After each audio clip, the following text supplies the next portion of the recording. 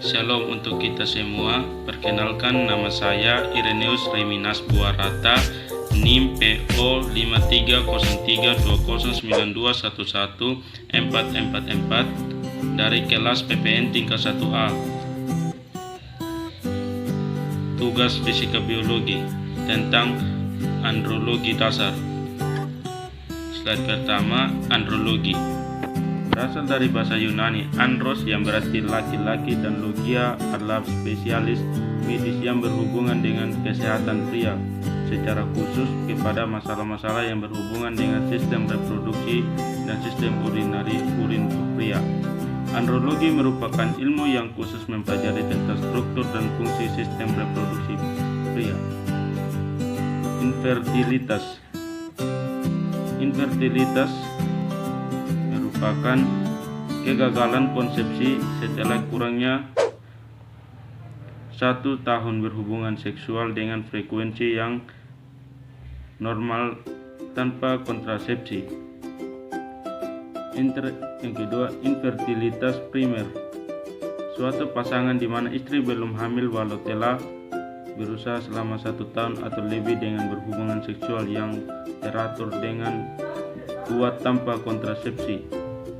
Yang ketiga, infertilitas sekunder.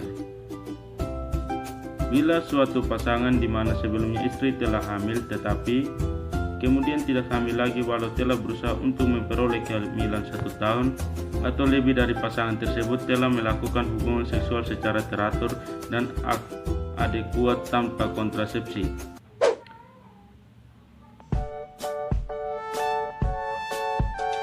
Faktor risiko infertilitas pria. Ini diantaranya: yang pertama, usia. Seiring bertambahnya waktu, level testosteron darah akan semakin menurun dari risiko infertil menjadi 2 kali lipat pada usia lebih dari 35 tahun dibandingkan dengan pria dengan usia di bawah 25 tahun. Yang kedua, obesitas.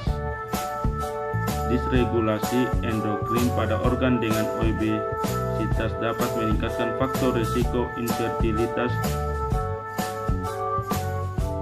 Yang ketiga, alkohol. Konsumsi alkohol akan merusak aksis HPT dan berpengaruh pada proses spermatogenesis yang mengakibatkan penurunan kualitas sperma. Paparan dalam pekerjaan. Adanya korelasi yang kuat antara kadar Pb dan Sb dengan perburukan kualitas semen dan korelasi lemah yang ditunjukkan oleh Hg dan Sn. Lanjut, olahraga. Pertama, olahraga berat dengan jangka panjang dapat mempengaruhi kualitas parameter semen dan menurunkan jumlah testosteron total. Keempat, merokok. Faktor risiko ini masih kontroversial terhadap kejadian infertilitas pria. Yang berikut, laptop dan telepon seluler. Paparan laptop jangka panjang dapat meningkatkan suhu skrotum dan berdampak negatif pada parameter sperma. Yang berikut, stres. Adanya penurunan parameter sperma yang signifikan pada pria yang ada di bawah tekanan stres. Testis. A. Anatomi testis. Testis atau ovaries merupakan organ reproduksi terpenting di antara organ reproduksi pria lainnya. Testis berjumlah 2 buah dengan bentuk ovoid, agak gepeng dengan panjang sekitar 4-5 cm atau 1,5-2 inci, dengan diameter 2,5 cm atau 1 inci, berwarna putih di mana testis sebelah kiri lebih rendah daripada testis kanan. Yang berikut, gambar anatomi testis. Skrotum merupakan sebuah kantong ekstra abdomen yang berada tepat di bawah penis. Tunica vaginalis merupakan suatu dinding atau sekat yang memisahkan testis dengan epidimis pada kuntung skrotum. Kita bisa lihat gambar di bawah ini. B. Histologi testis. Setiap testis dilapisi dengan kapsul jaringan ikat tebal yang disebut dengan tunika albuginea. Bagian posterior tunika ini menebal dan meluas ke dalam setiap testis untuk membentuk mediastinum testis.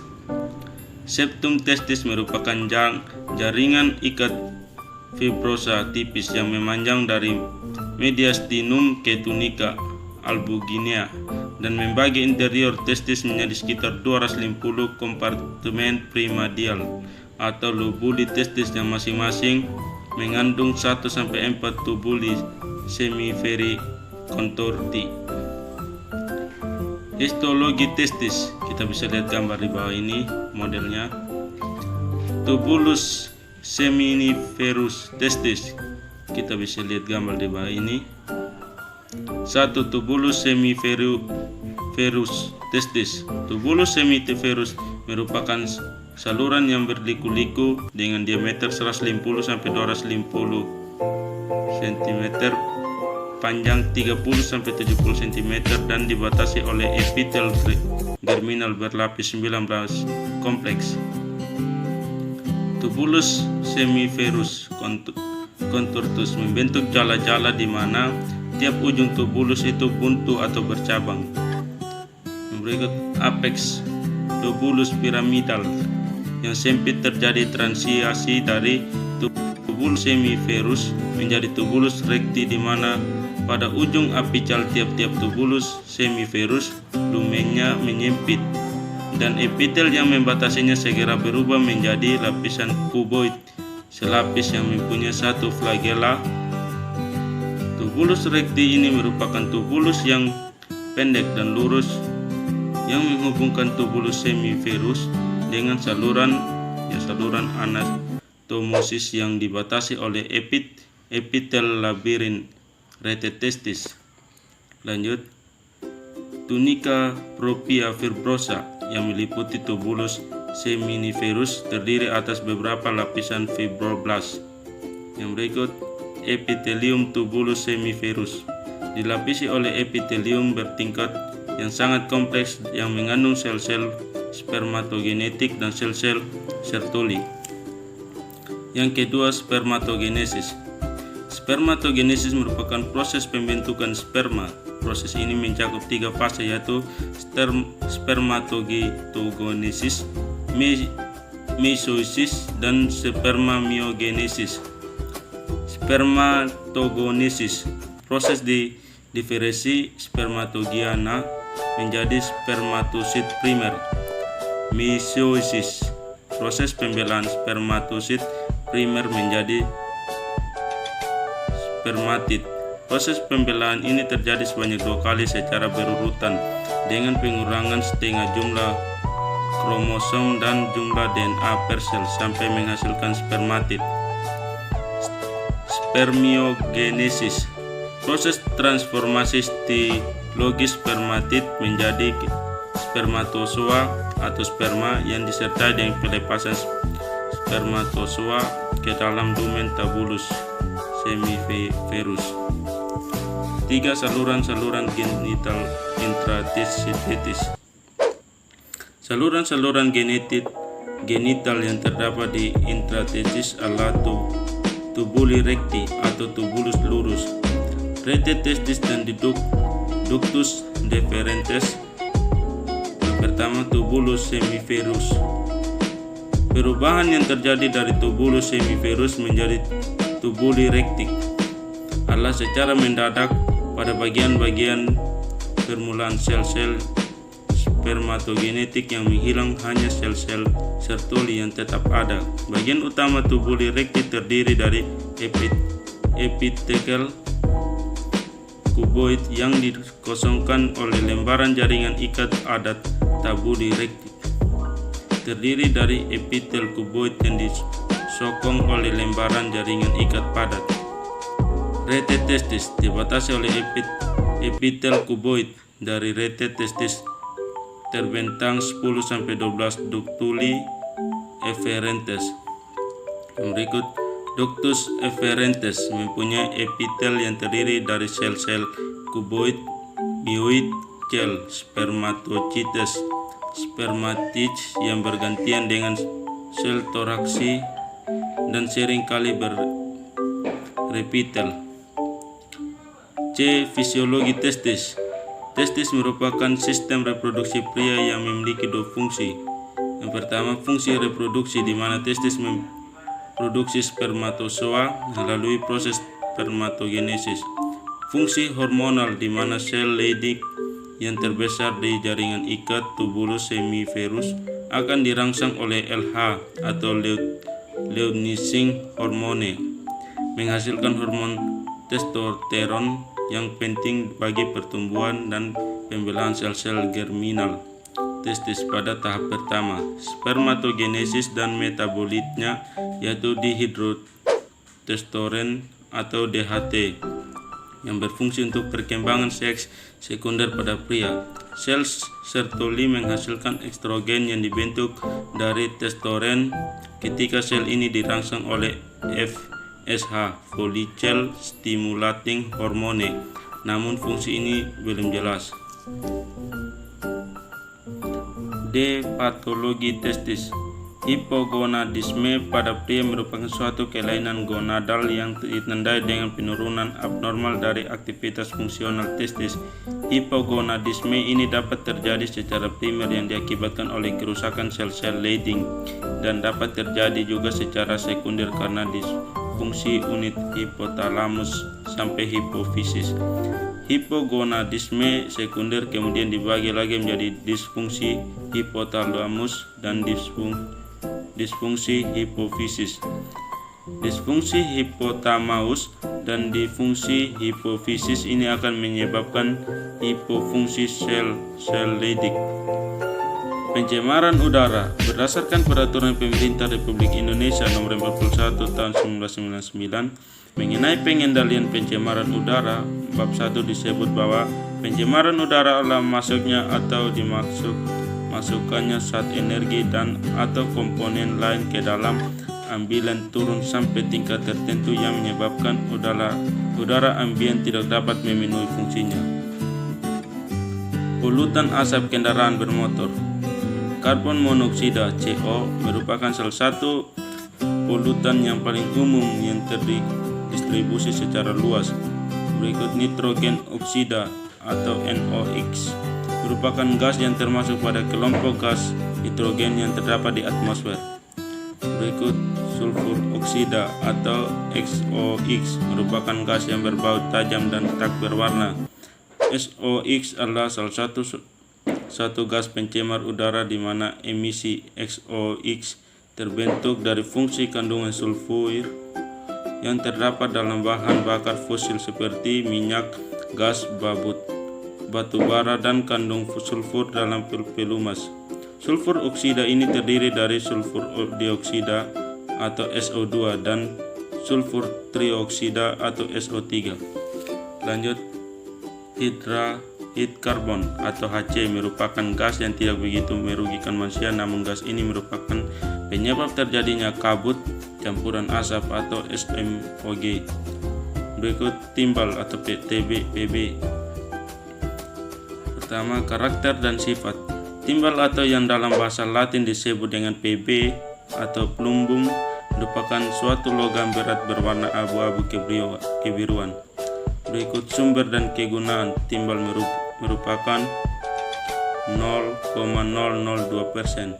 Bagian dari kerak bumi. Timah sulfide atau PBS atau galena merupakan jenis timah terbanyak yang terdapat di alam. Lanjut, toksikokinetik atau PB merupakan suatu perjalanan toksiba PB dalam tubuh manusia mulai dari absorpsi, distribusi, metabolisme, dan ekskresi. Pertama, absorpsi. Pajanan PB dapat berasal dari makanan atau minuman, udara, dan lingkungan kerja yang tercemar PB. Distribusi. Pajanan PB yang terabsorpsi akan didistribusikan oleh pembuluh darah dari 30-40% yang masuk ke aliran darah. 9% PB tersebut akan diikat oleh eritrosit dan hanya 1% PB yang terdapat dalam plasma. Metabolisme PB Anorganik tidak dimetabolisme di dalam hapar, tapi Pb anorganik ini langsung diekskresikan tanpa diubah terlebih dahulu bentuknya. Pb anorganik ini diekskresikan melalui urin dan feses dengan ekskresi utama melalui urin pada dan feses dengan ekskresi utama melalui urin. Ekskresi Pb dapat melalui berbagai cara, namun ekskresi utamanya melalui ginjal dan saluran cerna. Disfungsi ereksi DE. Disfungsi ereksi adalah ketidakmampuan untuk mencapai atau mempertahankan ereksi yang cukup untuk memuaskan kinerja seksual. Dua aspek utama ereksi adalah ereksi refleks dan ereksi psikogenetik. Yang berikut etiologi disfungsi ereksi seringkali disebabkan oleh beberapa faktor atau multifaktorial. Etiologi disfungsi ereksi atau DE ini disingkat sebagai impoten. Anatomi penis. Penis terbentuk dari 3 struktur silindris, sepasang corpora cavernosa dan 1 corpus spongiosa atau tempat terjalannya uretra yang terselimuti oleh jaringan subkutan dan kulit. Yang pertama, tunika albuginea memiliki fleksibilitas, rigiditas, dan kekuatan jaringan ke penis. Tunika tersebut yang menyelimuti corpora cavernosa memiliki struktur bilayer dengan multi sublayer. Corpora cavernosa, corpus spongiosum, dan glans penis.